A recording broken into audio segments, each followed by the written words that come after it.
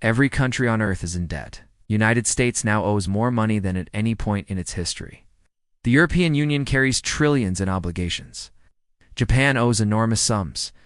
Even oil-rich nations like Saudi Arabia or export powerhouses like Germany and China are buried under massive debt loads. But here's the paradox. If everybody owes money, who exactly is owed? And nothing is ever as simple as it looks. Every war, every crisis, every boom and bust is built on this invisible scaffolding of IOUs. And if you follow the chain of creditors long enough, you discover something unsettling. The world doesn't owe money to anyone in particular. It owes it to itself. But that doesn't mean everyone benefits equally. To understand how we reached a planet drowning in unprecedented levels of debt, we need to go back to the beginning. Long before credit cards or digital transfers, to a time when national debt was born, not on Wall Street but on the battlefield. In the late 17th century, England was fighting France and running out of gold. The king turned to wealthy merchants. In exchange for a permanent stream of interest payments backed by future taxes, they financed the crown. To manage this system, the Bank of England was created. It was revolutionary. A state could now spend money it didn't yet have, and lenders received something priceless, a government promise that could be traded, bought, or sold. That was the birth of the government bond, the seed of the modern financial system. Other nations copied it. The Netherlands refined it. National debt became a symbol not of failure, but of credibility.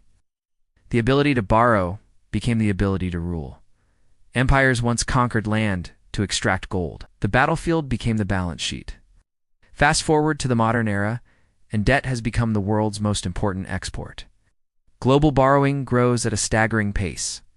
Every nation owes. Every citizen, through taxes, savings, and pensions, is both debtor and creditor. But who actually holds the other end of the rope? Take the United States. A large portion of its debt is publicly held, meaning it belongs to investors rather than government agencies. Most of these investors are American banks, pension funds, mutual funds, insurance companies, and the Federal Reserve. A smaller portion is held by foreign nations, with Japan, China, the United Kingdom, and others among the biggest holders. So when people say America is in debt to China, it's true, but only for a small share. The Federal Reserve buys them back, creating new dollars. Americans pay taxes, which help fund interest on the bonds, which then flow into American retirement accounts. It's a circular mirror, and this circularity is global. Japan lends to the United States. The United States lends to Europe through the IMF. Europe lends to developing nations through the World Bank. Developing nations lend back to advanced economies by purchasing foreign reserves in Western bonds. It's a worldwide game of hot potato, except the potato is made of promises. Every country holds someone else's IOU. Behind every government bond sits a web of institutions: hedge funds, pension funds, sovereign wealth funds, and central banks.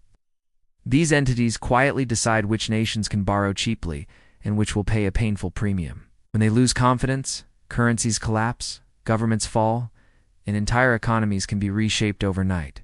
Democracy chooses who governs. Markets decide who survives. And at the top of this system sits the central bank, the ultimate market maker. Central banks don't just manage debt, they create it. Every time a central bank buys government bonds, it creates new money in exchange. One balance sheet's liability becomes another's asset. Every dollar in existence corresponds to a debt somewhere else. There is no such thing as debt-free money. Coins, bills, and digital dollars all carry an invisible IOU. For decades, this loop has survived on confidence. As long as investors believe governments will pay the interest, even if not the principal, the machine keeps running. But when confidence breaks, all illusions vanish. We've seen this in Greece, where government debt became unpayable. Interest rates soared. An outside intervention brought years of austerity. In Argentina, repeated defaults turned debt into a national curse. In Sri Lanka, the inability to service foreign loans triggered political collapse. When the system cracks, the creditors appear. The IMF, the rating agencies, the anonymous bondholders who can hold entire nations in their grip. Yet even after collapse, the process restarts. New loans replace old ones. Old debts are restructured. The machine resets with new names on the same balance sheet. Because in the modern world, debt isn't designed to be repaid, it's designed to be rolled over. Governments don't plan to pay off their debt, they refinance it indefinitely. Interest becomes the real product, the fee for stability. Global markets rely on that fee. Government bonds are considered the safest collateral on earth. Pension funds hold them. Banks use them as security. Central banks treat them as money.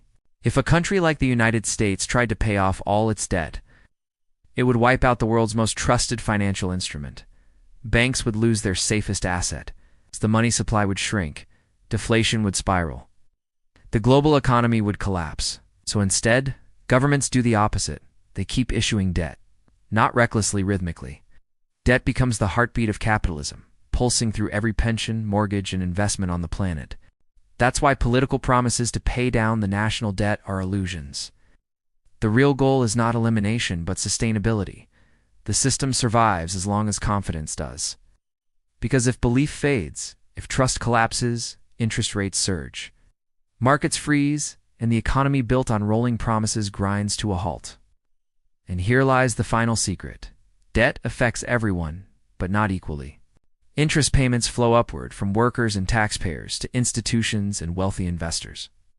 Debt isn't just a transfer between nations, it's a transfer between classes. Global inequality rises alongside global indebtedness. The system rewards those who own debt and burdens those who pay it.